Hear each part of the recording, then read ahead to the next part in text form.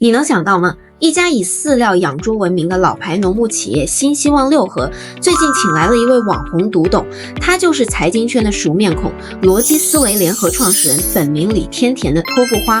托布花17岁辍学，19岁当上广告公司总经理，连续创业20多年，长期做企业管理顾问，业内常评一句奇女子。托布花和新希望的渊源其实很深。1997年，18岁的他就受刘永好邀请给新希望员工培训，第2年还和刘永好的女儿刘畅合伙开公司。当时刘畅还用过李天妹这个化名，和李天田一听就像姐妹花。如今刘畅已是新希望六合董事长，这次再请老朋友入局，难免让人联想到是不是要把农牧主业和知识服务、品牌玩法结合起来。毕竟在网红加农牧的跨界组合里，也许真能碰出新火花。